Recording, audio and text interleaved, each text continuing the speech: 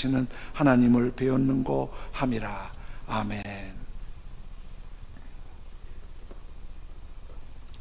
아프리카 짐바브웨라는 나라가 경제적으로 아주 열악한 나라인데, 그 중에서도 아주 열악한 지역에서 어려운 사람들을 도우며 사역하는 정인용 선교사님이라고 계신데, 예전에 한 선교사님이 우리 교회에 오셔서 이분을 소개한 일이 있습니다.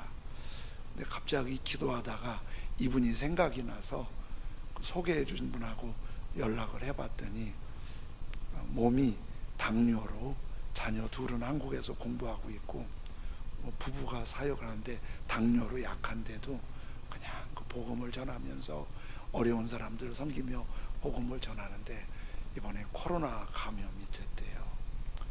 몸이 이렇게 쇠약한 사람은 코로나 감염이 상당히 충격이잖아요. 그래서 아주 위중한데, 그 상황에서 한국에 들어올 수도 없고, 거기서 치료하려고 그러니까, 예전에 사시던 분들은 기억나지만 우리도 보험이 안 될 때는 치료비가 만만치 않았잖아요. 거기도 치료하려고 하니까 병원이니까 몇 천만 원 드는 거예요. 보험이 안 되니까. 그런데 우리나라는 우선 돈이 없어도 병원에서 치료해 주는데, 그런 보험들이 있는데, 거기는 보험이 없으면 아예 환자를 받아주지도 않는다는 거예요. 몸은 아주 위중하고 당뇨병과 코로나가 같이 합병이 돼 있고, 그리고 한국에 들어올 수도 없고 거기서도 치료할 수 없다고 그러면서 아주 안타까워서 기도 제목을 부탁하는데, 마음이 막 찌릿하고 아프더라고요. 어떻게 해야지 이거를. 그러면서 같은 이제 중보기도팀에서 기도하고 있습니다. 사람은 하나님 안에 있든지 하나님 밖에 있든지 이렇게 내가 홀로고 아무런 대책 없이 너무 큰 어려움에 갇힐 때가 있습니다. 낮은 울타리라는 작은 잡지가 예전 지하철이나 버스에 있어서 누구나 볼 수 있게 마음의 위로도 복음도 전하는 잡지가 있었는데, 2002년도 9월호에 이런 얘기가 하나 실려 있었어요. 친정엄마가 딸이 보고 싶어서 딸한테 전화를 했어요. 그랬더니 딸이 막 울면서 울먹울먹하고 막 힘들어하는 거예요. 그러더니 딸이 울음을 조금 조절하고 나서 이렇게 얘기하는 거예요. 아기는 어디가 아픈지 분유도 안 먹고, 화장실 변기는 물이 내려가지 않아요. 더구나 남편은 저녁에 친구를 데리고 온대요. 비는 오고 시장은 하나도 안 봐놨는데, 그러면서 막 울먹울먹하고 흐느끼고 그러는 거예요. 그래서 엄마가 이렇게 말해요. 걱정 마. 엄마가 화장실 고치는 사람 부를게. 그리고 장도 대충 봐가지고 가마. 아이는 기저귀 한번 봐주고 그만 울래도 가면서 내가 좋아하는 부침개 부쳐가지고 갈 테니 마음 편하게 기다려. 그런데 김서방은 몇 시쯤 들어온대니? 그랬더니 딸이 몸짓 하더니 어색한 목소리로 이러는 거예요. 저기 제 남편은 김서방이 아니라 박서방인데요.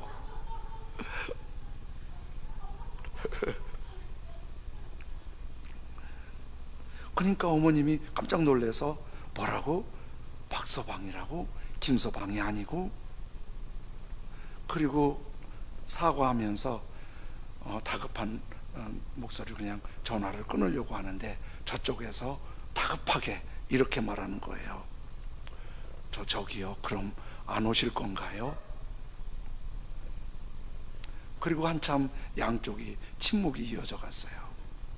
근데 딸이 이렇게 말해요. 죄송해요. 전 친정엄마가 없어요.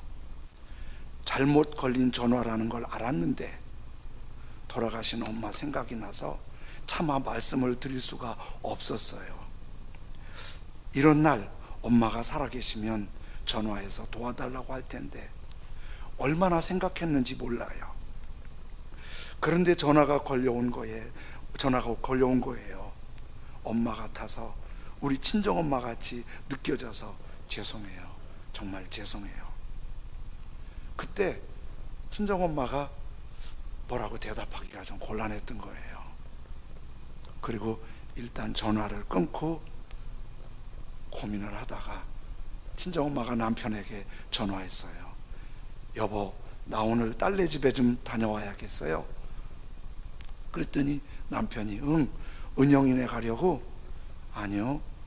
아니, 은영이 말고 딸이 또 있나? 있어요. 오늘 생긴 딸요. 그 딸한테 지금 내가 필요하거든요. 부침개 가지고 가봐야 하니까 오늘 저녁 혼자 드세요. 그렇게 하고 얘기가 끝나요. 그렇게 애기 기르고 막 상황이 막 엇갈릴 때 친정엄마가 많이 생각이 났는데 딱히 누구한테 부탁할 분도 없고 말할 분도 없고 당황이 되고 막 힘들 때 있잖아요.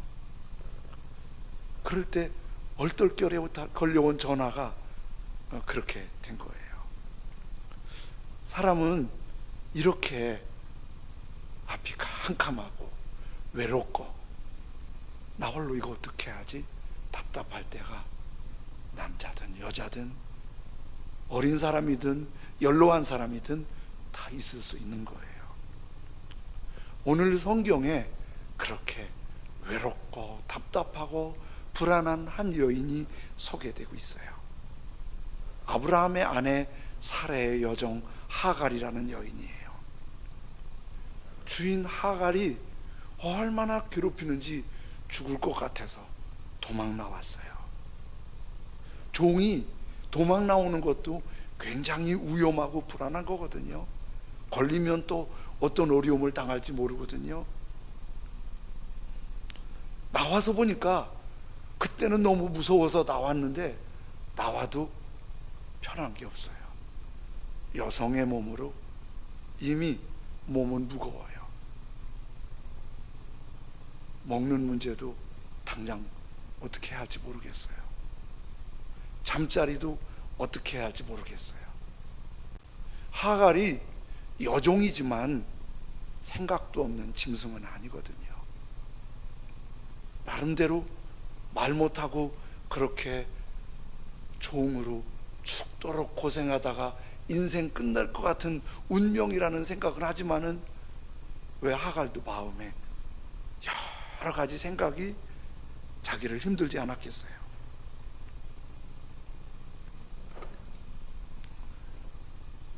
제가 혼자 추측을 해봤어요. 하갈을 지금까지 이런 어렵고 답답하고 힘든 게 자기가 결정한 건 아무것도 없어요. 분명 하갈이 사레한테 가서 나 좀 종으로 써주세요 이랬을 리는 없을 거예요. 어떻게 하다 보니까 끌려가고 팔려가서 사레 집에 여종이 된 거예요. 주인이 결혼을 시켜주면 결혼을 하는 거고 안 시켜주면 처녀로 그렇게 죽도록 고생하다가 인생 마무리할 것 같아요. 아브라함의 아기를 갖게 된 것도 자기가 선택한 거 아니에요. 주인 사레가 너 내 남편한테 오늘 밤 같이 들어가자. 그것도 거역할 수가 없었어요. 그거에도 자기 선택이 아니에요. 그러니까 주인이 들어가라니까 들어간 거예요. 그리고 주인과 잠을 잤는데 아기가 생긴 거예요. 아기가 생기니까 몸이 예전 같지 않잖아요. 그래서 하갈의 활동이 불편하니까 주인 사레가 예전 같지 않다고 자기를 무시하고 멸시한다는 거예요. 여러분, 하갈이 어떻게 주인을 무시하고 멸시하겠어요? 지금 이거 마저 죽을까봐 도망 나온 거 보세요. 아니, 주인 남편한테 들어가라고 하니까 거역 못하고 들어가는 그 여자가 무슨 내 생각에는 사라의 열등감이었을 것 같아요. 그러니까 자기가 무시당한다고, 멸시당한다고 그렇게 생각하는 거예요.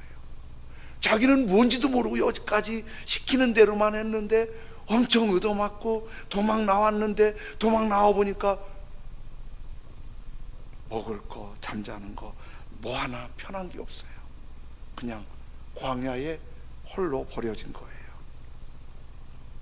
아는 사람도, 찾아갈 사람도, 찾아주는 사람도, 마음 터놓고 얘기할 사람도 없었어요.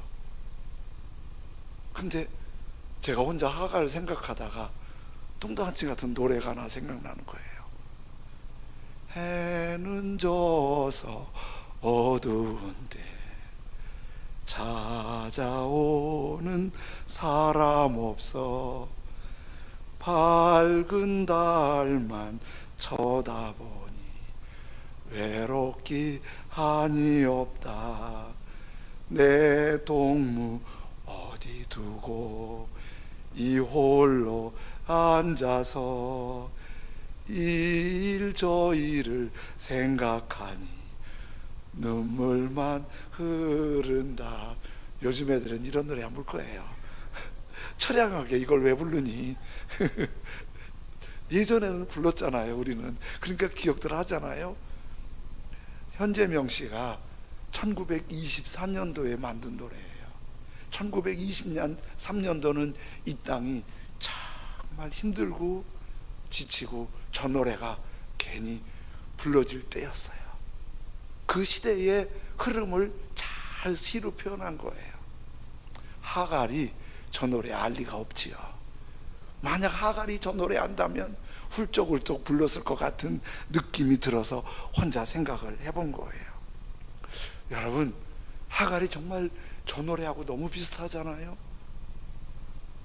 이 일 저 일을 생각하니까 눈물만 나고, 대책은 없고 방법은 없고 지치고 너무 속이 상하는 거예요. 어떻게 하면 좋으냐고. 황량한 벌판에 이러다가 배고파서 굶어 죽을 수도 있고, 맹수나 독충에 걸려서 비참하게 끝낼 수도 있는, 혹 주인이 사람을 보내서 또 잡아간다면 그것도 온통 불안에 휩싸여 있는 하갈. 이 하갈에게 뜻밖에도 천사가 방문했어요. 아무도 신경 쓰지 않는 한 여종에게 천사가 방문했어요. 그 천사의 방문을 16장 8절 9절에 이렇게 설명해요. 사레의 여종 하갈아, 내가 어디서 와서 어디로 가느냐 하고 물었다. 천사가. 그때 하갈이 내 여주인을 피하여 도망하는 중입니다 하고 대답하자, 여호와의 천사가 너는 내 여주인에게로 돌아가서 복종하라 하며. 여러분, 이때 천사의 만남이 얼마나 반갑고 위로와 소망이 됐을까요? 그런데 천사 말이 기분 나빠요. 아니, 이왕이면은 사랑하는 하갈아 이렇게 불러주면 얼마나 좋겠어요? 그 지긋지긋하게 듣기 싫은 사라의 여종, 사라의 여종. 아주 그 말 아주 진저리가 나는 말인데 천사까지 사라의 여종 하갈아, 이렇게밖에 불러줄 수 없을까? 이렇게밖에 불러줄 수 없을까? 하갈을 더 힘들게 하는 거. 너 여종이잖아. 내 주인에게 또 돌아가. 거기를 어떻게 들어가요 지금? 내가 지금 앞이 암담하고 불안하고 죽을 것 같아서 도망 나와서 지금 이래도 죽을 것 같은데 여기서 거길 또 들어가라고요? 사레가 믿음의 조상의 부인이지만 여자는 여자잖아요. 그 연세 많은 여인의 강성이 또 있잖아요. 할머니들은 강한 거예요. 어떻게 거기 들어가요? 어떤 일이 당할지 모르는데, 근데 거기를 들어가라는 거예요. 그러면서 약속을 하나 주세요. 네가 거기 들어가면 네 뱃속에 있는 아기가 아들이고 그 아들이 큰 민족이 돼서 번성하게 할 거다. 그 약속은 너무 좋은데 지금 여종이라고 부르고 네가 주인에게 들어가서 무섭지만 거기에서 그렇게 살아라는 거예요. 야, 이거 정말 너무 힘든 일이다. 이거 정말 너무 힘든 일이다. 근데 하나님이 왜 그러셨을까? 지금 하갈의 소원은 뭘까요? 여기까지 왔으니까 천사가 이렇게 말해줬으면 좋겠어요. 그동안 고생 많았다. 두려워하지 마라. 내가 길을 열어주고 내 사는 거 어렵지 않게 해주시고 내 자손 낳아서 번성하게 해줄 거다. 이 말을 원하잖아요. 오늘 장로님 기도하실 때도 이 코로나 좀 물러가게 해주시고 자유롭게 해주시고 기업이 어려우신 분들은 기업이 좀 빨리 열렸으면 좋겠고 그렇잖아요. 근데 지금 1년째 기도하는데 우리가 안 열리고 있어요. 그리고 가끔 백신이 나왔다고 하는데 불길한 얘기도 있는 거예요. 영국에서 남아공에서 또 다른 변이 바이러스가 나왔는데 이게 한국에도 들어온 것 같다는 분위기도 있는 거예요. 이거는 전파력이나 영향력이 더 무섭다는 거예요. 어떻게 된 거예요? 우리만 기도했겠어요? 전 세계가 기도하고 있는데 왜 이건 안 풀어주시는 거예요? 그런데 하갈 보고 주인한테 들어가서 그 말 잘 들어. 이게 무슨 뜻일까요? 가서 네 짐은 네가 져. 우리는 내가 져야 될 짐이 있는 거예요. 벗어질 짐도 있지만은 내가 져야 될 짐이 있는 거예요. 남편이 힘들어서 집안 살림이 힘들어서 집을 뛰쳐나가고 싶어도 내가 이 집에서 짊어져야 될 짐이 있는 거예요. 아내가 힘들게 하고 일터가 힘들어서 갈등이 있고 그래서 어딘가 훌쩍 떠나고 싶어도 내가 져야 될 짐이 있는 거예요. 교회에서 주님을 섬기고 봉사하고 주님 섬기며 살아가는데 내가 섬기고 주님 뜻대로 살고 싶은데 내가 지금 짐이 있는 거예요. 상처가 있는 거예요. 아픔이 있는 거예요. 부담이 있는 거예요. 후를 털어버리고 싶은 거예요. 내가 이거 안 해도 사는 건 문제 없을 것 같은 거 같아요. 그래도 들어가 복종하고 짐을 져. 예수님 그러시잖아요. 아무든지 나를 따라오려거든 자기를 부인하고 제 십자가를 지고. 주님, 우리는 십자가 좀 내려놓고 싶다니까요. 나 이거 너무 힘들다니까요. 내 십자가를 지고 그리고 나를 따라와. 요셉이 형님들한테 노예로 팔려갔어요.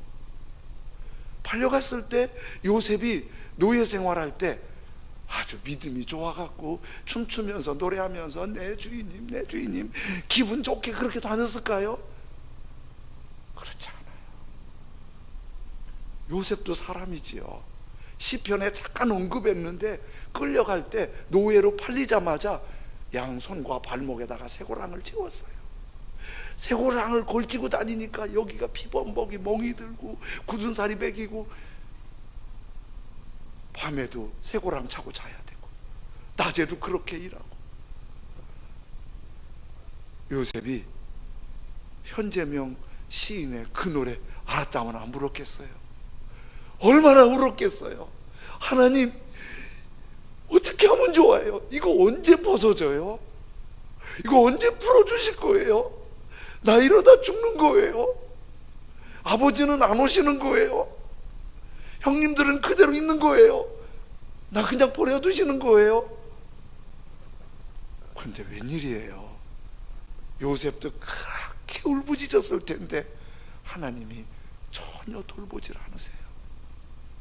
그 아픔, 그 고통, 그 쓰라림이 계속되고 더 힘드는 거예요. 하나님 왜 이러시죠? 때로는 우리에게 그런 짐이 져야 될 필요가 있다고 보시는 거예요.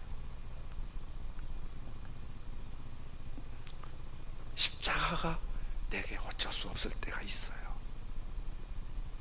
그거 져야 그 다음 아들 이스마엘을 낳고 그 다음 새로운 길이 열린다는 거예요. 십자가 없이는 크라운, 면류관도 없다는 거예요. 내가 좀 멀어 보이고 지쳐 보이고 못 일어날 것 같아도 짊어지고 또 일어나서 가야 돼요.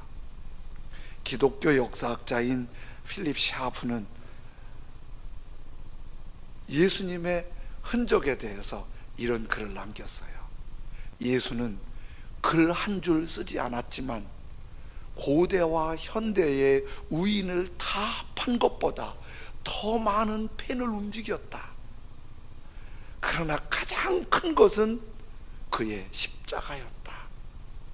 그의 모든 영향력의 비밀은 그가 십자가에 죽었다는 것이다. 십자가에 죽고 희생함으로 그는 인류 역사에 불멸의 영향력을 남겼다. 그의 영향력은 지금까지 인류가 진군했던 모든 군대와 지금까지 세워진 모든 나라, 의회, 모든 왕을 앞에도 그의 거룩한 영향력을 따라가지 못한다. 예수님 십자가 지는 거 쉽지 않으셨어요. 어찌하여 나를 버리시냐고 아버지를 향해 울부짖었어요. 그런데 그 십자가가 살렸어요. 생명이에요, 회복이에요.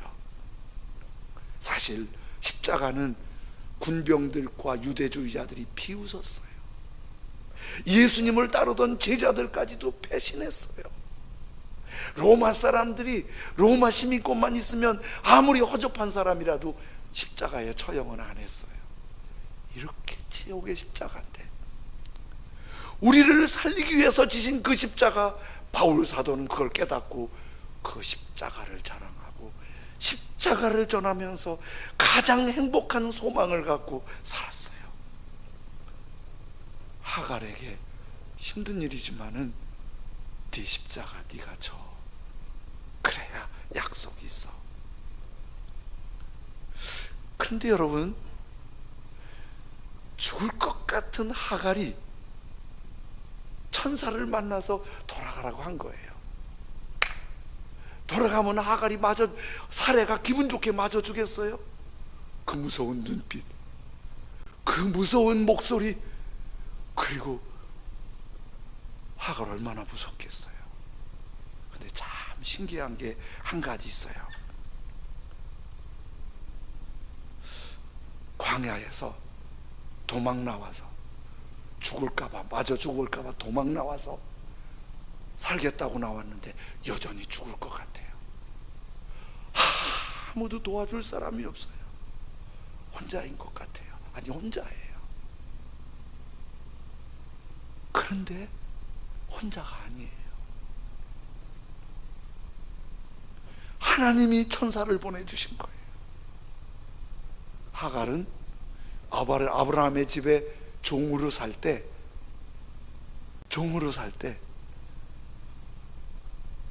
하갈이, 하나님은 나한테는 상관없을 거야.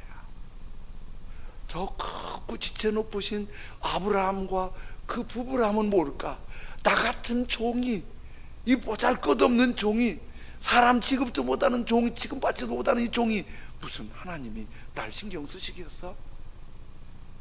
그런 생각은 했지만은 하갈은 이런 건 있을 거예요. 아브라함이 기도하고 예배 드리는 거 봤거든요. 힘들 때면 하나님, 종교적인 본능으로 그럴 수 있을지도 몰라요. 오늘 광야에서도 너무 답답하고 너무 불안하고 너무 힘드니까 지쳐 쓰러져서 입에서 중얼거렸을지 몰라요. 하나님, 주님, 하나님, 주님.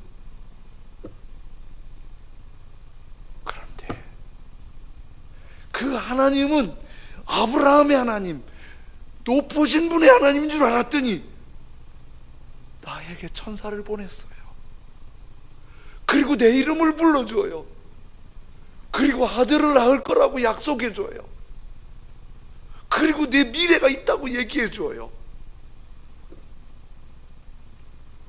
하갈이 천사의 말을 듣고 들어갔어요. 환영받지 못할 가능성이 훨씬 높아요. 그래서 힘들었을 거예요. 나갈 때보다 더 힘들었을지도 몰라요. 근데 참 이상한 게 하나 있어요. 도망갈 때, 도망가기 전에는 그렇게 힘들 것 같고 죽을 것 같고 못 살 것 같고 죽더라도 이렇게 나가서 죽어야겠다고 나갔는데 다시 들어와서는 여전히 사라의 목소리가 무섭고 주인의 눈빛이 무섭고 모든 상황이 못 견디게 무서운데 이 안에는 왠지 모르는 기쁨이 있어요. 희망이 있어요. 왠지 모르는 용기가 있어요. 왜? 하나님이 나 만나주셨어요. 하나님이 내게 말씀하셨어요. 네가 아들 낳을 것이고 이름을 이스마엘이라고 하고 큰 민족이 되고 너는 미래가 있다. 힘들지만 마음에 희망이 있고 기쁨이 있고 용기가 있으면 힘든 게 아니에요. 진짜 힘든 거는 삶이 힘들어서 사람이 괴롭혀서 상황이 어려워서 그런 게 아니에요. 마음이 무거워서 그래요. 사라는 하나님을 만났어요. 사라는 하나님의 은혜를 알았어요. 그 하나님이 나의 하나님이라는 걸 알았어요. 하나님이 날 보살피시고 도우신다는 걸 알았어요. 그러니까 희망이 있어요. 기쁨이 있어요. 살아갈 의욕이 막 일어나는 거예요. 일개 여종이지만 샘 곁에서 그 하나님의 사자를 만났잖아요. 자기가 그 샘 이름을 지었어요. 너무 좋아서 16장 14절에 이름을 짓잖아요. 이르되 그 샘을 부엘라헤로이라 하라 불렀으며 부엘라헤로이 이 부엘라헤로이의 뜻이 16장 13절 이렇게 말씀합니다. 하갈이 자기에게 이르신 여호와의 이름을 나를 살피시는 하나님이라. 나를 살피시는 하나님이라 하였으니 이는 내가 어떻게 여기서 나를 살피시는 하나님을 배웠는고. 하나님을 만난 게 이렇게 좋을 수가 없는 거예요. 하나님이 날 살펴주시고 내게 말씀해 주시고 내 길을 열어주시고 약속을 주시고 희망을 주신 게 이렇게 좋을 수가 없는 거예요. 여러분 다 힘들고 어려운 길 가는 거 알아요. 그리고 혼자라고 외로워할 수 있다는 것도 알아요. 답답하고 앞이 막혀 있다는 것도 알아요. 근데 하가라 부르신 주님이 오늘 우리를 불러주시고 말씀해 주시고 살펴주시고 내 손 잡아주시면 일어나게 될 줄로 믿습니다. 그게 힘인 거예요. 그것만 주님이 이 길이 십자가의 길이고 이 길이 무거운 짐의 길이고 내가 짊어져야 될 짐인데 혼자 짊어지고 가려면 지치고 쓰러지고 포기하고 싶지만은 하나님이 내 손을 잡아주시고 말씀해 주시면 되는 거예요. 제가 중학교 졸업하고 고등학교 때 서울 올라왔는데요, 시골에서는 저를 학교 보낼 수 있는 여건이 안 됐어요. 근데 어떻게 기도하다가 열려서 왔는데, 처음에는 서울 와서도 갈 데가 없어서 이모님 집에 도부살이 하다가 시골에서 어렵게 돈을 6만 원을 만들어서 판자촌 전세방 하나 얻어주셨어요. 6만 원 전세방.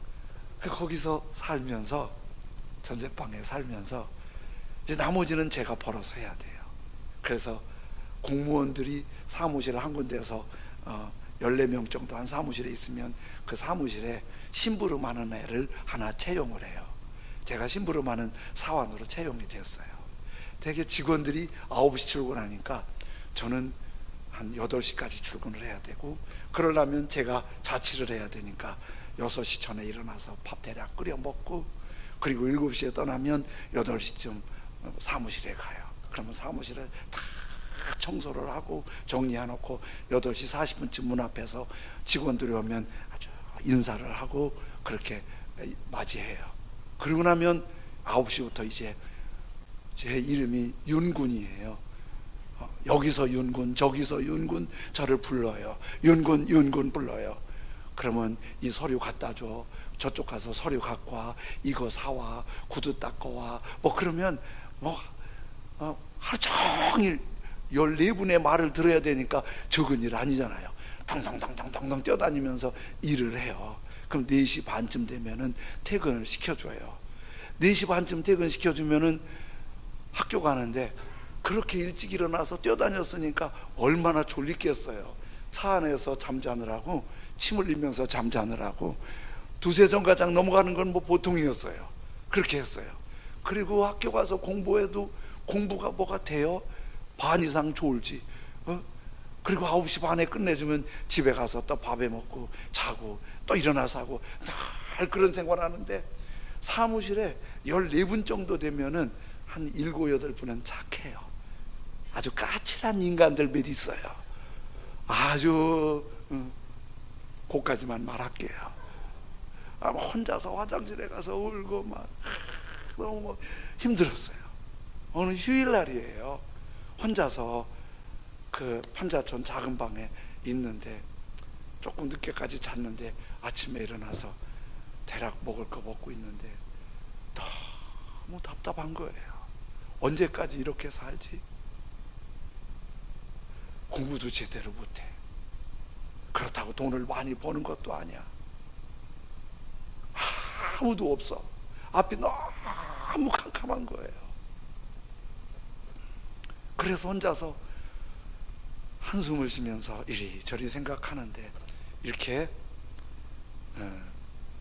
식탁도 되고 책상도 되는 조그만 앉은뱅이 책상이 하나 있었는데 거기에 앉아서 이렇게 있는데 마침 성경책이 있어서, 성경 찬송가가 있어서 찬송가를 딱 폈는데 이 찬송이 딱 펴지는 거예요.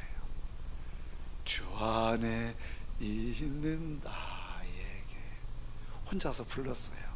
찬송가를 보면서 난 근심 있으랴 십자가 밑에 나가 내 짐을 풀었네. 주님을 찬송하면서 할렐루야 할렐루야 내 앞길 멀고 험해도 나 주님만 따라가리. 3절을 부르는데요, 그냥 부르다가 3절을 부르는데 내 주는 자비하셔서 늘 함께 계시고, 여기서 가슴이 턱 멎어진 거예요. 부모님도 고향에 계시고 연락할 방법도 없고 누구한테 손 내밀도 도움도 부탁할 수 없고 혼자이기 때문에 도와줄 사람도 없기 때문에 앞이 캄캄한데 늘 함께 계시고, 이게 막 그렇게 와닿는 거예요. 고등학교 2학년 때인데 늘 함께 계시고, 그러면서 내 궁핍함을 아시고 늘 채워주시네. 펑펑 울면서, 안 믿는 사람 볼 땐 청승록 맞지요? 저 어린 것이 조그만 방에서 층얼층얼 울면서 먼 내 앞길 몰고 막 찬송하고 앉았으니까 저는 아무 생각 안 나고 그 찬송을 부를 때마다 가슴이 와닿는 거예요. 늘 함께 계시고 늘 함께 계시고. 그게 벌써 50년이 넘었어요. 근데 늘 힘겨울 때마다, 지칠 때마다 하갈이 만나주신 그 주님이 나를 그렇게 만나주셨어요. 늘 함께 계시고 내 아쉬운 부족함을 아시고 늘 채워주시네. 하갈이 다시 주인에게 들어가서 그 갖은 아픔을 당하면서 짐을 짊어지고 할 때 너무 힘들었는데 그 짐을 짊어지고 거길 다 갔어요. 그랬더니 가고 나니까 그 다음은 어떻게 됐을까요? 하갈의 노후를 성경에 설명하지 않아요. 이스마엘을 낳고 이스마엘이 낳은 다음에 어머니를 모시고, 그리고 하갈은 한 집안에서 아주 어른 노릇하면서 잘 살았을 것 같은 생각이 드는 거예요. 그 결정적인 열쇠가 뭐였을까요? 하나님이 만나주신 거예요. 사람이 하나님을 만나는 거는 만나도 되고 안 만나도 되고, 하나님 계셔도 되고 안 계셔도 되는 것 같은데 그렇지가 않아요. 하나님을 만나고 하나님을 경험하는 건 우리 삶의 고비고비마다 그렇게 힘이고 능력이고 모든 걸 이겨낼 수 있는 하나님의 손길인 거예요. 하갈은 전혀 예측지 못한, 기대하지 못한 보살피시는 하나님을 만난 게 하갈의 운명의 새길이 열린 거예요. 오늘도 순간순간 주님을 바라보면서 매일매일 감사의 길을 써가면서 보살피시는 하나님을 경험하고 고비고비 끝까지 복된 길 가서 있기를 예수님의 이름으로 축원합니다. 아멘. 우리 찬송 드리는데요. 아바 아버지, 아바, 나를 안으시고 바라보시는 아바 아버지, 아바 아버지, 아바 아버지, 나를 도우시고 힘주시는 아버지, 주는 내 마음 고치시고 볼 수 없는 상처 만져주시고 나를 아시고 나를 이해하시는 그 아버지, 오늘도 만나기 원합니다. 그 손길 느끼기 원합니다. 소문이 아니라, 성경에 쓰여진 얘기가 아니라 내가 만나고 내가 경험하는 그 은혜가 있길 원합니다.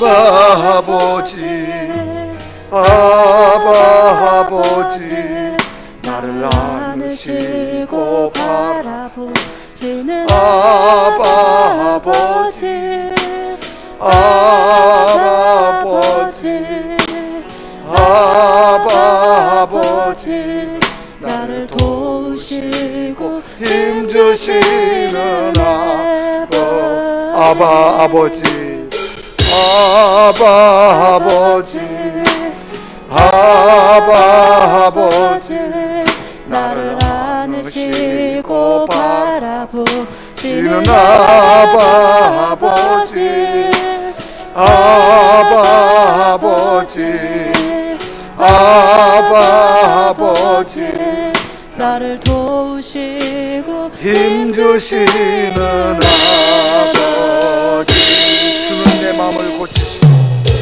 주는 내 마음을 고치시고 볼 수 없는 상처 만지시네. 나를 아시고 나를 이해하시네. 내 영혼 새롭게